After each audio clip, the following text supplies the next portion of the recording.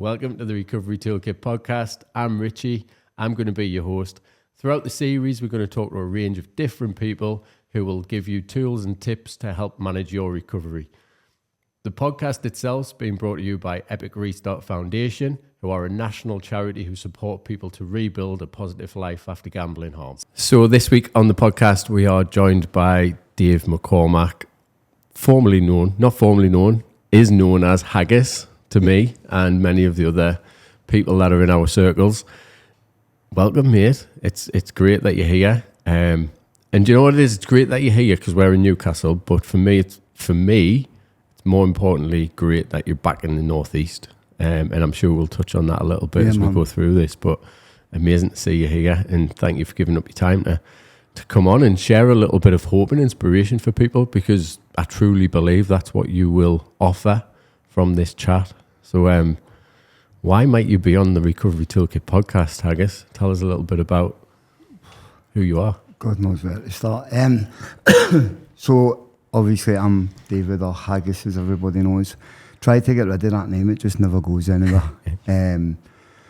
Originally from Glasgow, moved to the Northeast in 2006. So I'd done a geographical from Glasgow. Got myself involved in the drug scene up there. So I don't really want to touch on it too much, but I spent a long time in the care system and the homeless system up there. Experienced quite a lot of childhood trauma, so that naturally led me towards drugs and alcohol. But that didn't actually happen until I was just before my 21st birthday. Met my dad for the first time. I didn't even know he existed at the time, and I'm only touching on this because it's significant for what I'm going to chat about later. And I sort of gave up where I was living. I had a social worker at the time. Well, it was like more like a befriender. I'm still in touch with now, and he says to me at the time, "Don't rush into this."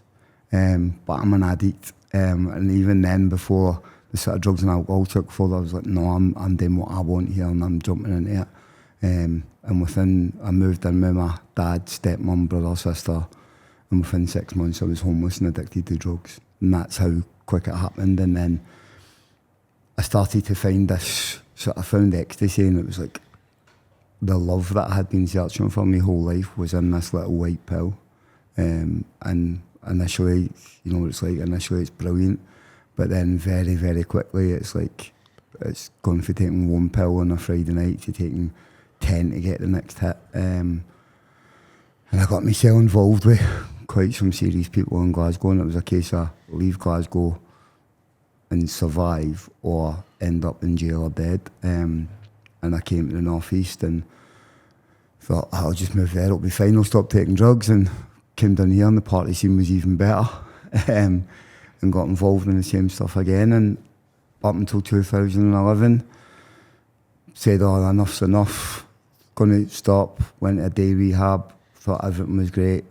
6 months in there, 3 months in there, sound, but I never changed any of my behaviours, never changed anything about my life.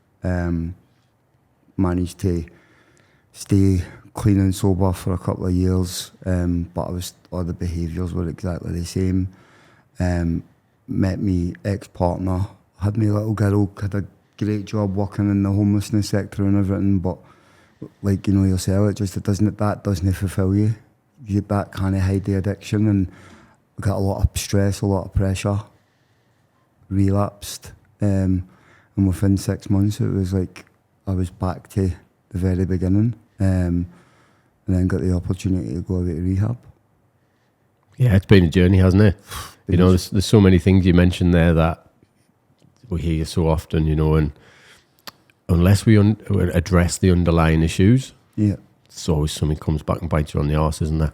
No. I think that's the most important thing that I've took from my journey, but working with other people, is they really get it, or they really stand a chance when they stop looking on the surface and go internal and find out what's going on beneath the surface and what's going on within, and then start addressing some of them things. And I know you've been on a journey, and we'll get into some of that as well. But yeah, here we are, mate. Here we are. It's mad. So you went into rehab. That was like kind of, what was the thing that took you to rehab? What was the big thing to get you in there? I think the final straw was it was my birthday, and we were in the flat, and my little girl, she was only just coming up for 3 at the time, and she's wandering around the kitchen, and I'm sitting in the kitchen with loads of people in my house sniffing cocaine, and there was a packet of cocaine lying on the floor, and she walked right past it, and I noticed it, and nobody else, and I was like, wow, that's just like, no, that's, and anybody that knows me knows how important that my little girl is to me. She's the most important thing in my life, but I got it, and I looked at it, and when I look back at it now, I was totally powerless on my actions at that time. But my little girl didn't deserve to be put in that situation, and luckily, nothing happened then. But that could have been a repeat of everything that happened to me as a child. That cycle could have been repeated then if it wasn't addressed there and then. And that was the sort of final straw. I'd already made a decision that I was going to go, but that was the final straw. I was like, no, it's like, you need to go. And the hardest thing is I knew I was going to go to Liverpool, and deep down I knew I wouldn't come back. And that meant walking out on my little girl, walking out on my relationship, which my ex-partner is one of my closest friends now. But at the time it caused massive hell on, and it caused a lot of hurt to her because I wasn't honest. But now she's well aware, and it was for the right reasons, but it caused a lot of pain. Yeah, and I think sometimes we've got to have them realizations in life, you know, and people call them rock bottoms, people call them, you know, worst days of life, whatever. You know, my worst, what most people would perceive as being my worst day of my life, was actually my best day of my life, because it was when I started to get my life back. Yeah. And I think them big decisions that you made, I guess, at them times weren't easy, but actually they've allowed you to come and sit here today, you know, 6 years free from drinking drugs. And actually, you've got a life that's worth living, haven't you? Yeah. You know, and I think that's the most important thing. It's not easy. That's the top bottom of it. It's not easy. Went into rehab. Yeah. Tell us a little bit about rehab and how did that kind of set you up? So when I went, I was very lucky because I worked within the sector and stuff. I was very lucky that one of the drug and alcohol commissioners from Newcastle I'm really close with, and she managed to get me full funding. But they kind of tricked me a little bit. They says to me, oh, you're going for 3 months. And then when I got there, I said, no, you funding for Newcastle, 6 months or nothing. And I was like, she stitched me here, but it was good. So I went in and they had a choice of 2 programs. They had a 12-step program or a different program. And I had the experience of 12 steps before, and I had this perception, oh, it's the God Squad, it's everything else, it's chaos, I don't want to be involved in that. And the reality is, I chose this easier option, but it didn't give me anything. It was just like, I could go in and I could basically sit and write on a bit of paper and bullshit and just say, oh, well, this is that, and I wasn't looking at myself deep enough.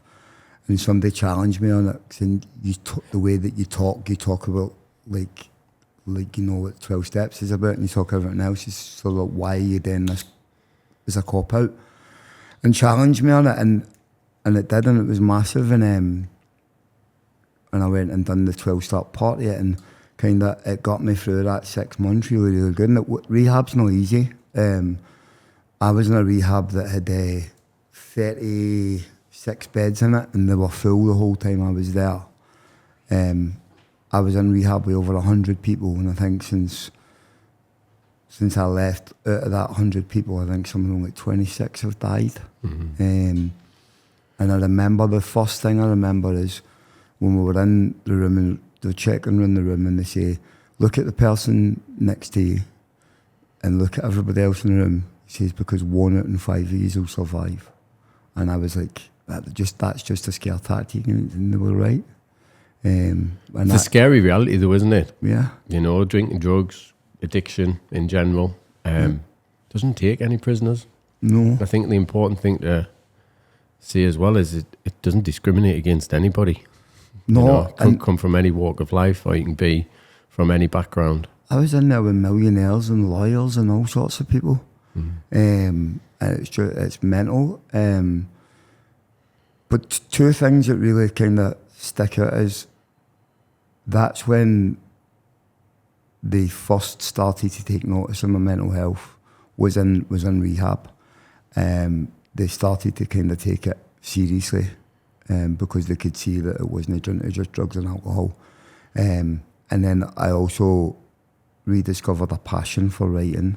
Because I'd always said since I was a kid I wanted to write a book, and that's something that we'll touch on. But and I refound that in there, and it gave me the tools, and I started writing like poetry and started to connect with feelings that I had lost as a kid that I'd probably never even discovered as a kid. Because I believe that part of my soul died when I was 7 because of some of the stuff, the trauma that I went through.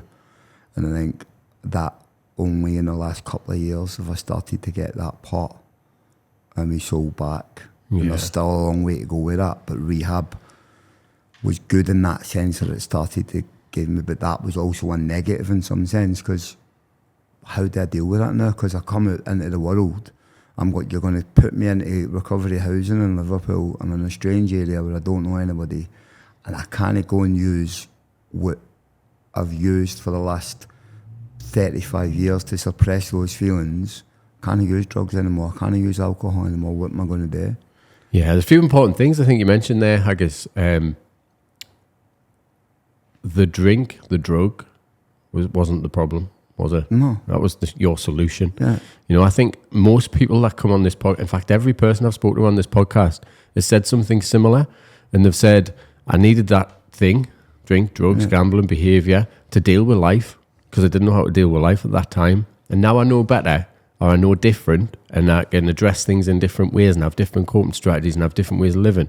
I can deal with life better, therefore I don't need them things. And I think there's a big narrative around drinking, drugs being the problem, gambling being the problem. Yeah.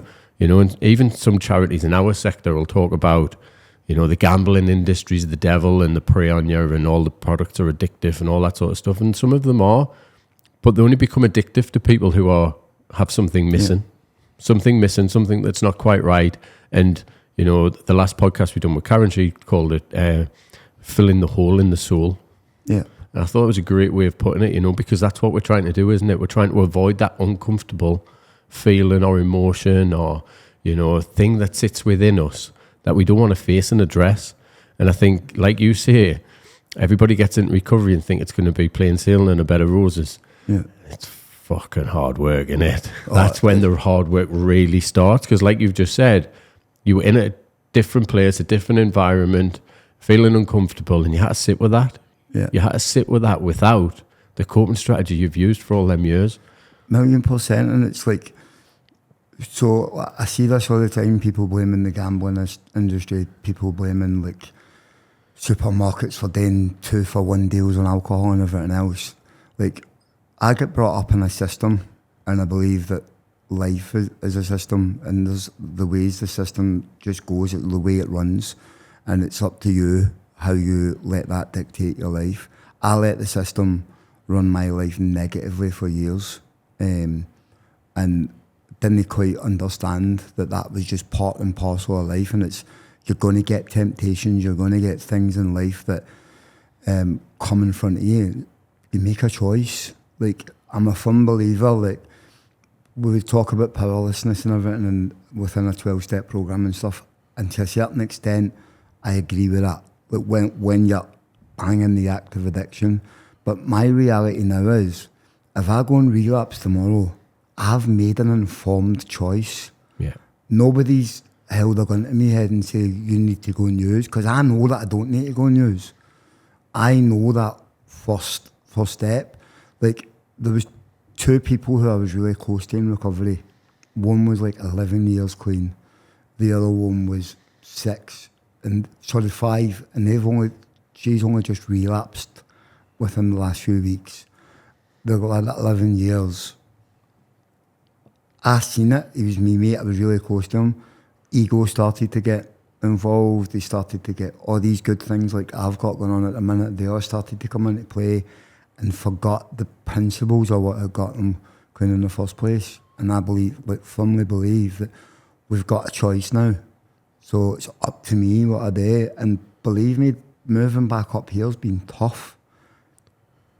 But I've done it for the right reasons. And there's been days where I'm thinking, I just want to go and press the fuck up button. What's the point some days? But then I look at what I've built up. I look at the relationship that I've got with my little girl. I look at the people that mean something in my life. I've got about 1,000 phone numbers on my phone. There's about 5 people on that phone that I would actually ring when I'm in crisis. And that's all that I need. There used to be a time where I used to think I have to be liked by everybody. I need everybody to like what I'm doing. I need everybody to care about what I'm doing. The reality is I don't. I need to care about what I'm doing, and then the rest will take place. Do you know what it is? I love everything you've just said. What's massively important to me, what's massively important to us at Epic Restart Foundation is personal responsibility. You know, so yes, things might have went on in your life. Yes, you might have been the victim of trauma, of whatever has gone previously. But if you want a better life, you need to take control of it. Yeah. And like you just said, you now know I've got a choice. Mm-hmm. You know, and sometimes we're triggered or there's a stimulus that causes us to think a certain way might help or, you know, give us what we need, a short-term release. But you now know that that's not the way, you know, and you've got the tools and you've got the ability to sit in a little bit of discomfort and recognize that. And I think that's the joy of recovery, isn't it? Yeah. You're taking ownership. You're not the victim anymore. I guess you are taking ownership of your life. What you've created in the last 6 years in your recovery is phenomenal, you know, and you took ownership of that. And I think that's what I love seeing in people is them grabbing life by the scruff of the neck and saying, I can make something of this. I don't need that old way. And you said something earlier about your daughter, and you could see your daughter ending up in a system that you ended up in, and you didn't want that. And I think, how powerful is that for you to know that you've broke that generational trauma potentially in your family, and you're going to give your daughter a better upbringing, a better quality. And if I'm brutally honest, all it is a better chance, a better chance at life, you know, that you potentially didn't have. And what a great gift that is to give to your daughter, you know, and I think that's the number one thing anybody as a parent will probably say is, I just want to give my kid the best chance. 1,000,000%. And that, because at the end of the day, it's like that generational thing, and it's like if the cycle doesn't stop somewhere, then it will never stop, and then they just keep repeating and repeating and repeating. Whereas if we take ownership, like you said, we take responsibility, and so my little girl knew I was in rehab. I told her, like, even at 3, she used to come and visit me, and this is quite powerful. So when I got to 5 years clean, so last February, so I'm not officially 6 years until February, but last February, I was asked to go and do a piece for ITV News at the rehab, and my little girl was done visiting me at the time, and she came with me. So, and she remembered like walking in on a Sunday to come and see me. She used to come down the last Sunday every month, and that was so powerful. Just being able for her to see how far I had came in that period of time, but also for her to remember when she was just a little baby, basically coming in there and seeing me there, and then the journey that we've evolved on together, because like the relationship I've got with her is just like, I talked earlier about ecstasy, gave me that like love that I had never ever, the love that I've got from my daughter and the love that she's got for me is something I've never experienced in my life. Unconditional, isn't it? Unconditional, completely. And I suppose that is the pinnacle in it. There's nothing else that's ever going to top that. And I wouldn't want anything else to top that either. Wait until she has kids, I guess. No, it's not happening. Boyfriends aren't even allowed at the minute. But yeah, and it is that, isn't it? It's beautiful. That's the top and bottom of it. And what you're saying there is, I've just found something I didn't even knew existed. Yeah. And what's that thing? Love. Love. That's it, isn't it? You found this unconditional love with your daughter that you didn't even know existed, because every other time a feeling or emotion or anything else come along that you didn't know or you didn't understand, you suppressed it. Yeah. Suppressed it with whatever drug, drink, whatever it wasn't. And not to have to do that, it's quite a powerful thing in life, I think. Massively. Let's talk about you coming out of rehab. You're settled in Liverpool a little bit, but first couple of years a bit of a struggle. Horrendous. It coincided with COVID, which massively didn't help.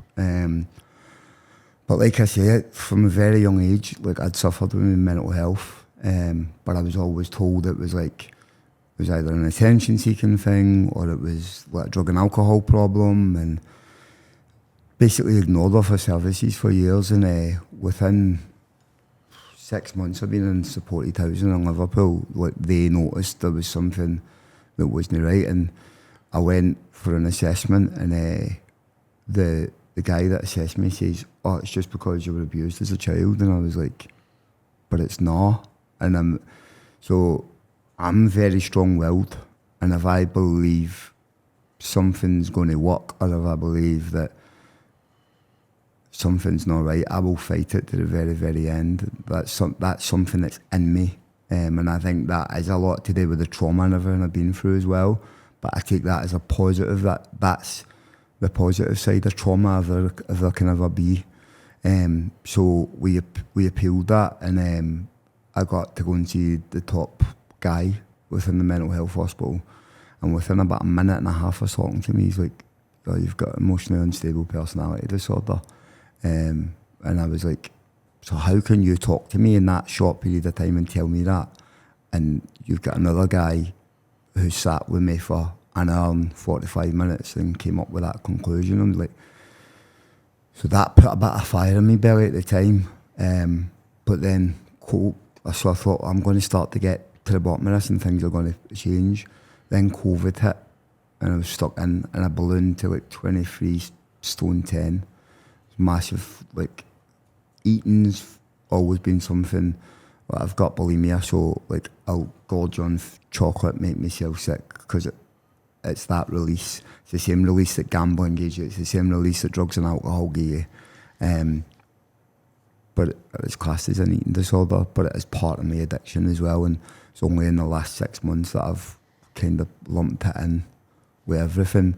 But it is a medical condition, but it also is something that feeds my addiction, whether I want to admit that or not. It's the truth. Yeah, and do you know what it is when you're saying that, I guess, like, to have addiction, drugs, alcohol, gambling, food, whatever it is, people want to just address that one thing, don't they? Yeah. But as human beings, we're a whole thing, you know? So just to address one thing and leave the door open with other things, you know, or to have an awareness or understanding of other things isn't always what comes in the early days. It's just like, let's not drink, let's not use drugs, let's have a better life. Yeah, I'm getting a better life. Still lots of other things going on, you know. As we go through the journey, hopefully, I like to think that my self-awareness of me increases, and then I can start recognizing, actually, me behavior around food isn't that healthy. What can I do about that? Yeah.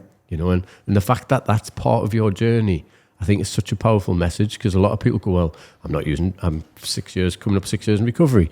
I'm not using alcohol. I'm not using drugs. My life's great. Yeah. No. It's not the case, is it? No, We find other things, don't we? We have unhealthy relationships in other places, and I think that's a massive, important message. Not massive message, it's an important message that there's always work to do. 1,000,000%, because the upshot of that was I couldn't deal with those emotions, and tried to walk in front of a bus and got grabbed by a stranger walking past and pulled away for that. And like, I had my mobile phone in my hand and made an excuse. Oh, I was looking at my phone, I wasn't looking where I was going. I knew exactly what I was doing. I set out to do exactly what I was doing. And then afterwards, I picked up my phone, rang somebody in recovery, and we'll touch on it later, but that's one of the biggest things in my toolkit, if you like. And rang somebody, and they came and collected me and took me to the hospital where I got the mental health team involved again, and then kind of the journey again, sort of the real journey started. I met a guy called David McCormack, who was an ex-world champion boxer, and he got me in his gym, and I fell in love with fitness and lost 4 stone very, very quickly. And that kind of took me on a different path, and it helped me rediscover me, as well as like it actually helped me engage more in my recovery, because I felt more confident. I wanted to be around people more. I wasn't worried about how I looked as much. Like, all right, if I'm a little bit heavy at times, that's all right. But it gave me confidence, and it gave me like, I don't need the validation of other people, because I was getting it for me, because I was going and putting action in. And putting action in isn't just putting action in and no using drugs and alcohol, like you said, or not gambling or everything else. It's putting action in all aspects of your life.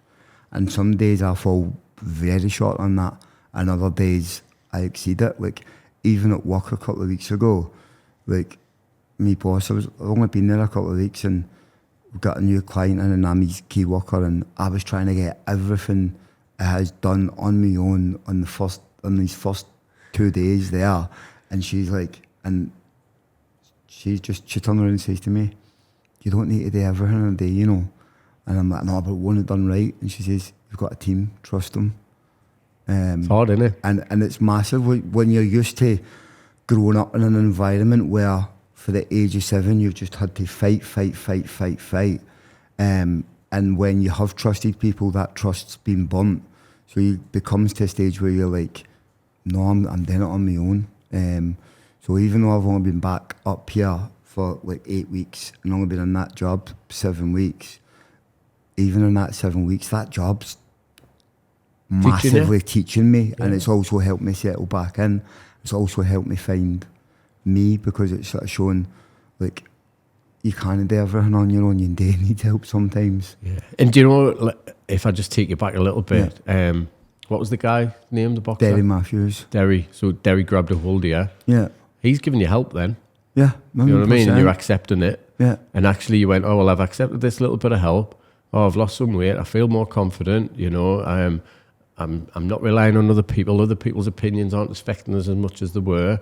I'm becoming a better version of myself. I'm putting this obsessive trait that I've got into the gym a bit more, and into something I like. I'm getting belonging. I've got a social network. I've got other people around us."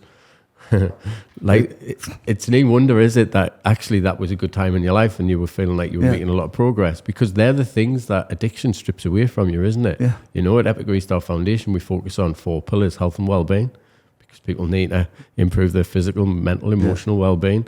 We focus on building relationships and connection, because you need other people. Yeah. You know, and most people who've been through that experience isolate and then want to do it on their own, because, again, like you said, they've lost trust. People don't trust them. It's hard to build them relationships. Connect self-worth and confidence. You know, generally when we're coming out of active addiction, self-worth's rock bottom. With 0 confidence, and we don't believe we can achieve anything in life. But you're doing that now. You've got these people who are helping you become more confident.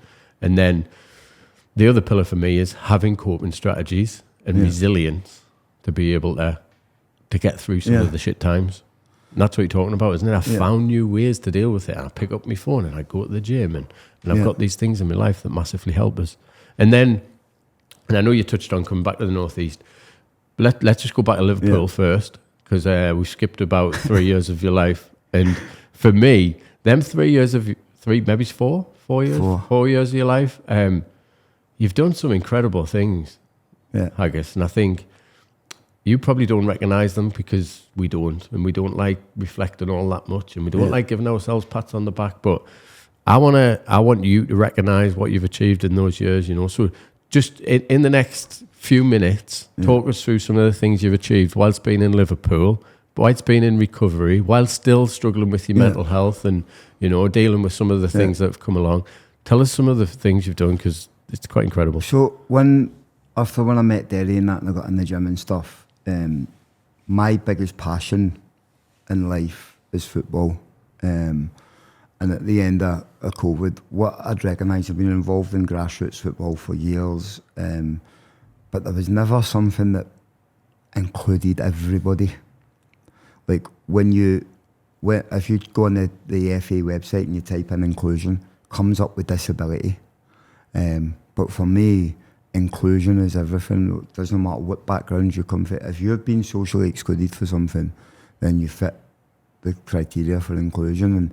And I had this idea to set up a Friday night 11-a-side league, gain something back to people where people could come and it wasn't the same pressures as a Saturday, Sunday, where you go and you play on a Saturday, and if you're not good, you end up on the bench and you get 10 minutes at the end if you're lucky. And then after the game, they'll go back to pubs and everything else, and then it's like people trapped in that cycle. I had the idea, I went to Derry. Derry's like, if you set it up, I'll sponsor you for the first event. Set it up, got 8 teams for Liverpool, came in, very successful, more successful than I thought it would be, if I'm being honest. That successful that Liverpool FA head came to watch the final of it and approached me afterwards and says, do you want to make this into a league? They got me some funding for the first year. I had 8 teams. I then carried that over. I done a summer league that ended with 10 teams, then started this summer just gone. I had 24 teams in 2 divisions. And now on a Friday night in Liverpool, we've got 20 teams playing every week, and I've got a waiting list of 9 teams at the minute as well. And I ran that completely off my own back for the last 2 years. Liverpool FA have helped with little things and that, but I've ran it completely, and there's an end goal for that, and I'll touch on that in a minute. But I always wanted to. That gave me the love back for working with people and working within football especially. But I've done support work for years and years, and I said I'm never getting back into that. I don't want to put myself through that. But it helped me rediscover my passion for helping people. But then I touched on it earlier. Growing up, I always wanted to write. So initially I was like, I'm going to go and do journalism. And I went to do journalism, and then COVID hit. And then at the end of it, I was like, no, I'm not going to do it. So I found a love, like I said, for fitness. So I went and done a foundation degree in health, fitness and nutrition. Passed that, and got offered the final year in undergrad in health and nutrition, and it bored me. I was like, no, that's not my passion. And then I discovered that UCLan done football studies, and I was like, if I had known that at the beginning, I'd have went and done that at the beginning. But actually, I'm a firm believer in things happen at the right times. And it was good that I went and done that 2 years, because I discovered what I didn't want to do. And then Which is just as important, isn't it? Massively. And then I went and done the football studies, and I absolutely smashed it.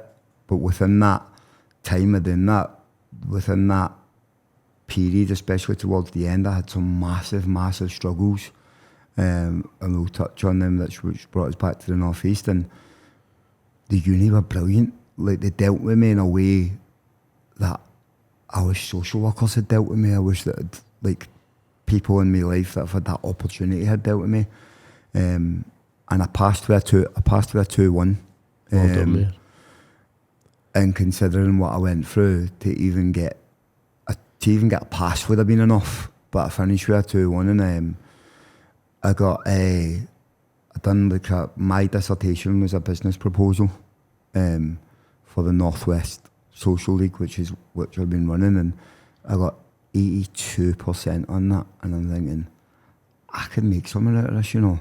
It was actually a conversation with you a couple of months ago when I'd approached you about something that's actually taken me on the path that I've actually now went on, and I took some of that advice on board, and about making sure that I had people behind me and proper things in place, and I've done that now, and I'll touch on that in a minute. And it's one of the best conversations. It wasn't rejection, isn't the easiest conversation at times. Nobody, I don't care how long, clean or sober or anything else, sure, when you're getting rejected for something, it can sting at times.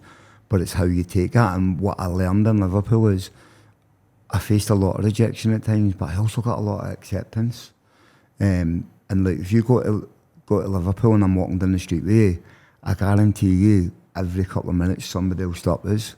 And it's the same even now in Newcastle when I've been back. It's the same now, and a lot of people, and that's not an ego thing, by the way. That's just like I know, or I can accept that I have touched people's lives in the right way. I've done a lot of harm to people as well, and I'm not this perfect role model, and I don't pretend to be, and I don't want to be. But I learned in Liverpool through going to university and everything else that I could achieve anything that I put my mind to. And I think I won an award.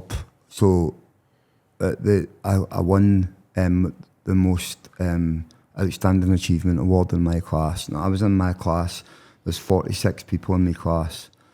I was 46 when I graduated. I was the oldest person by 25 years or something. The next oldest person was 21. So for me, that is an achievement, because this is people that are just out of school and everything. I got kicked out of school at 12, told that I would never amount to anything. And there's something I'm going to touch on that it's really significant and important to me now, because it motivates me every day. I got my social work reports, and in my social work reports at the age of 10, it says, David is, what's the exact words? It was basically basically saying that I was thick and that I wasn't going to achieve anything in academic or adult life. Well, here I am at 46. I've got 2 degrees. I won that award then. I graduate for the foundation degree next Friday because the graduation got delayed because of issues, and I've won another award for that, for the same thing. And I go and collect that next Friday. So the person that wrote that report about me at the age of 10, I'm glad you wrote that report about me. And even though I only found that six months ago, not even 6 months ago, that motivates me every day in life now. That's my motivation for getting to where I want to get to. And what a message that is. You know, them core beliefs, I'm a big believer in core beliefs. And core beliefs are ingrained, or kind of instilled in us through childhood, you know, and through our experiences. And if that's what somebody's written in a report about you, then that's probably what they were kind of instigating through that time of your life as well. Yeah. And that's probably what you picked up on. So to have that ingrained in you, you know, and that you're probably not enough, that probably was your belief, I would imagine, you know, and I cannot do anything and I can't achieve. To then flip that on its head at the age of, doesn't matter what the age is, but it 30 years later, do you know what I mean? 30 years later to go, you know what it is, I've been through some stuff and I've had a tough point to this and tough life to this point, but it didn't stop you. You know, you got yourself clean and sober, you went into rehab, you come out of there, you went to university, you done something that actually you thought, you know what it is, you had the balls to go, you know, that's not for me, I've just spent 2 years. Most people go, spent 2 years of my life, wasted 2 years of my life, I've got this debt and and I've got nothing to show for it. And you went, no, I'm going to go and do something else. And then you found something that you're passionate about. You set the football league up, you know, it grew from 8 teams to 20 teams with a waiting list. You've went back to uni, you've got a 2-1 degree. Not many people go to uni and get a 2-1, by the way. So massive congratulations on that. But also just sitting here, listening to you say them things. What's that like to sit and say? Doesn't it feel right? It's one of them. It's like, I am proud of what I've achieved, but sometimes I can't believe what I've achieved. And there is days where I think, that's not me, or I don't deserve that, or there'll be things that will come in that will be like hard. But then there is times where you feel like, fucking hell, what have I done? And like there is a lot of pride, especially within like the football, the league in Liverpool. And listen, it's hard graft. Like especially like, give me grassroots football any day sometimes, because you're working with teams with so many diverse backgrounds. And like, for example, a team lost a game the other night. Now this is a team that are on the social side of the league, and they're a very, very good team. And they got beat 5-1 off my club, so I run a club down there, and the guy, he's ringing me up, and Friday night he's giving me loads of abuse. He's like, you stitched this up, you've done this, you've done that, and I'm like, it's a Friday night football league aimed at enjoyment. Why am I going to be up here with my daughter in Newcastle worrying about you getting beat on a Friday night in Liverpool? I gave you an opportunity to think me. But then within that, I was like, well, actually, you've gave him an opportunity. It's up to him how he takes that. It's up to them how they see that. I can't control how people see me. There will be people that will listen to that and think, he's just full of shit, he's this, he's that. There'll be people that will listen to that and think, fucking hell, if he can do that at 46 and I'm only 22, then I can do that. So I'm fully well aware that there'll be positive and negative reflections of me. And the reality is, I've got positive and negative reflections of me. Nobody else. Of course we have. We all me. have. I guess I think that's the top and bottom. We all have these positive and negative, but we probably don't focus on the positive as much as we should. No. And I know you don't. Do you know what I mean? Like I know you. I know you don't. And that's why I want you to hear them things. I want you've just said them, on the podcast. I hope you watch the podcast back and sit with a smile on your face and go, fucking hell, I've done all right, me. No. I've come out of chaos and I've done something with my life. And if you've done nothing else with your life moving forward, which I know you will, by the way, but if you didn't, you've still done that. Yeah. No one will ever take that away from you, and I know that you've got more stuff coming up that you're going to do, but just to be able to do what you've done, coming out of the chaos, that's a massive respect, and, give yourself a pat on the back. Coming out of that football league, big decision to move back to Newcastle. Tell us what was going on there for you. So basically, in June, I had been made alert to this thing in Scotland. It's called the redress scheme. Anybody that was in care that went through either abuse, physical, sexual, neglect, etc., before 2004 was entitled to sort of compensation. And I was talking to a previous guest who's a close friend of yours and mine, Willa, about it, and he's like, you need to put in for this. And I'm like, no, I don't want the blood money. That's the way that I seen it. And I was like, and he explained it rationally to me. So I was like, okay, I'll put in this application. But in order to get that application, you had to apply for your social work files. So in hindsight, I probably wouldn't have done it. But me being an addict as well. So one day, getting ready to go to work, postman knocks the door, this big brown box, David McCormack, Glasgow City Council Social Work Department. So what did I do? Rather than being logical and putting them aside and thinking, I ripped them open.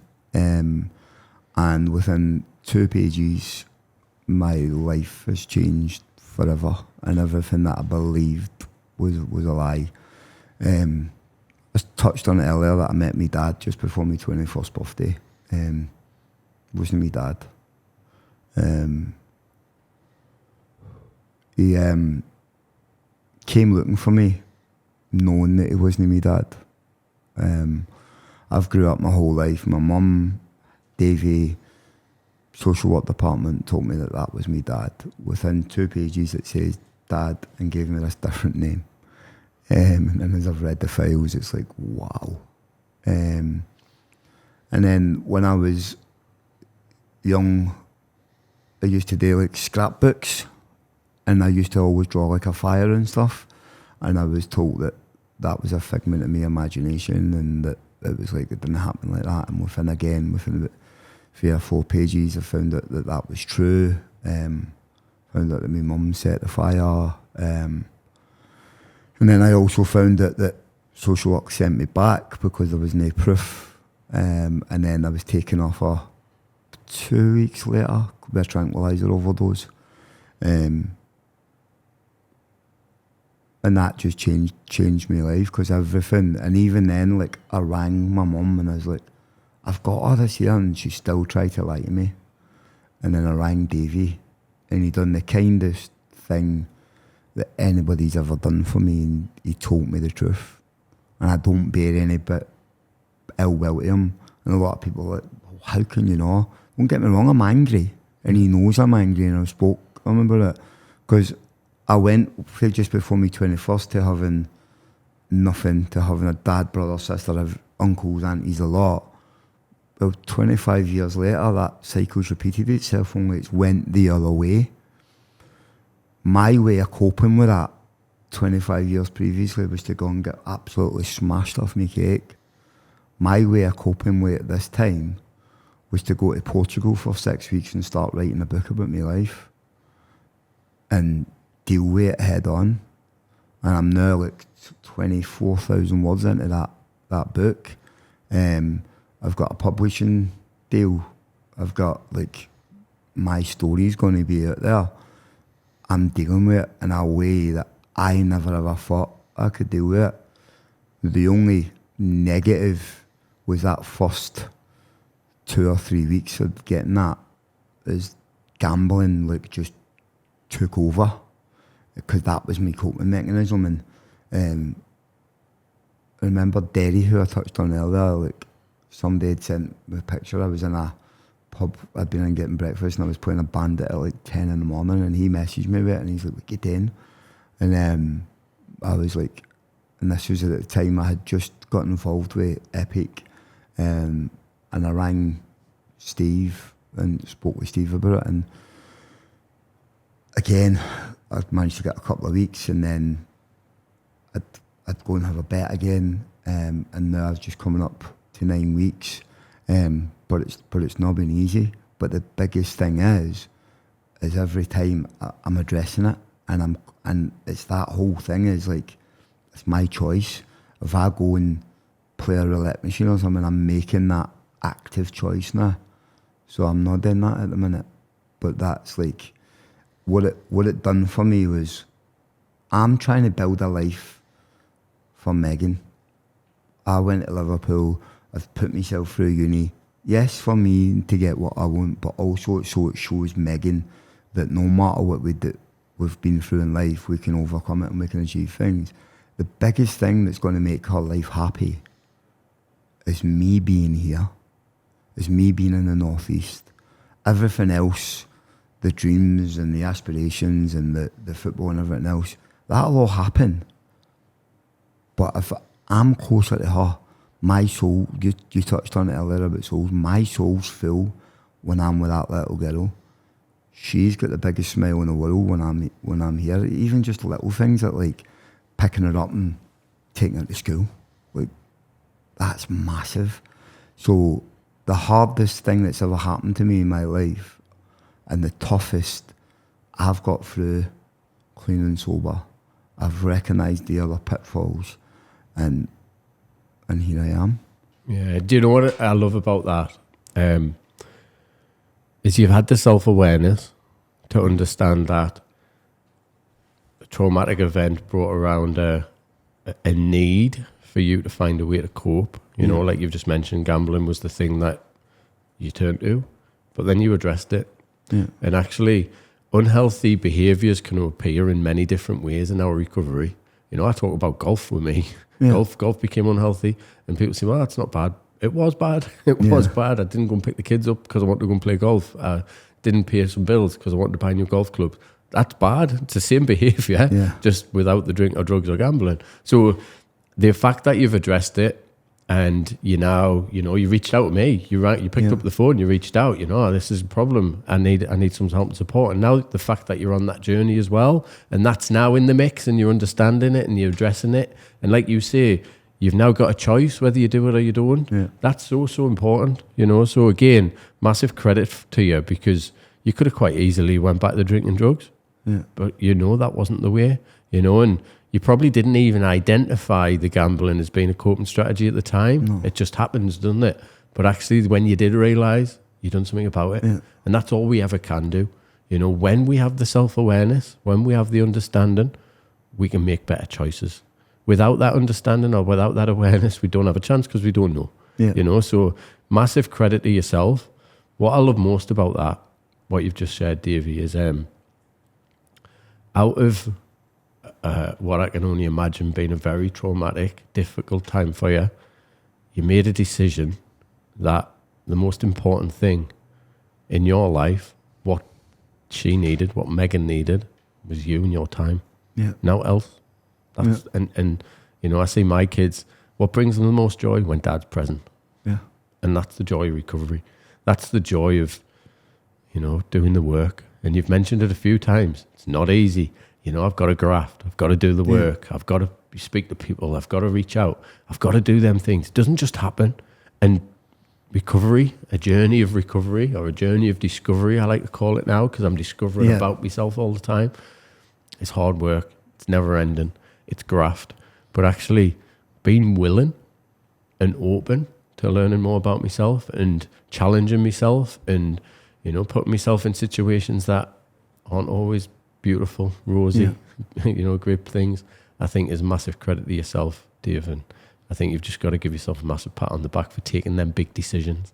And I'm sure the North East is going to benefit from you. You know, you've come back, you've got a job. Yeah. Tell us a little bit about the job you've come back to. So I'm working with 16 to 18-year-old care leavers, which, again, touched on it earlier. I'm somebody that firmly believes in this thing of timing, and it's no coincidence that I got my social work files and everything just like 6 months ago, and then this job kind of falls into my path. It's gained something back to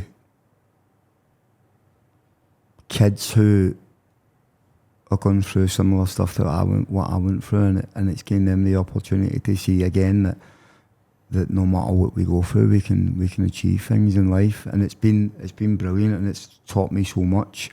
But it's also further fueled my passion for doing the other stuff that I've done in Liverpool and bringing that up here.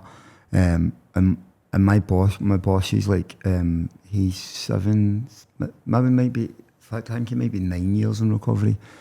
And he done a sort of similar journey. He set that business up as a CIC, and he's took it to where it is now, and that motivates me, and that gives me inspiration. And again, it's that whole thing that we've been touching on, like in recovery, we look to the next person, and people are inspirational, and people gaze that, like, one of the people who sort of inspired me to sort of reach out to yourself and people was Craig. And I'm not particularly massively close to him. It's not somebody I spend loads and loads of time with, but I watched his journey and the things that he's achieved in his recovery. It's a different path to me, but it's still how he's achieved that. That kind of like, all right, so that's a different path that I can follow. And I'm like, because I used to believe, like we've touched on, like, well, drugs and alcohol are different, and it's not, it's anything. And watching that, and I've told him, like, he inspires me, and I think it's really important. I don't like hearing how I inspire other people, but yet I always believe that we should tell other people that inspire us that they inspire us. And I think, and that again, it's just that, like, self-acceptance. Sometimes it's easier to tell, isn't it? Aye, because we can tell other people all day long, but when people start to tell us, even when you've been telling me here, it's uncomfortable. Yeah, I do that on purpose, mate. Yeah, no, but it is. But do you know what it is? That said, though, I do it on purpose, but I mean it. Yeah, I really mean it. And do you know what it is? I'm going to end with this, Haggis. Those kids who enter that organisation and have you as a role model, I don't think there's anyone better. You know, when they see what you've overcome, you share a bit of your story, they see some of the struggles, but then also they see what you've achieved out the back of that. That's just hope and inspiration for any kid that's in that situation that, you know, you just really don't know how much you're going to touch and how much of a difference you're going to make. And I'm going to finish with this. Be proud of yourself, first and foremost, and that's hard, but be massively proud of yourself, I guess, because talking about inspiration, you are inspirational to me. There's lots of people in my life who are inspirational because I surround myself with people who inspire us, and that's massively important to me. And I'm glad you're in the North East because we might get to spend a bit more time together. You know, so thank you for giving up your time to come on the podcast. Thank you for sharing so honestly and with vulnerability. And I'm sure this is going to go out and help someone. Yeah, man, thank you. Cheers, mate. Cheers, mate. Thanks for listening to the Recovery Toolkit podcast. If you took something positive from it, then why not subscribe?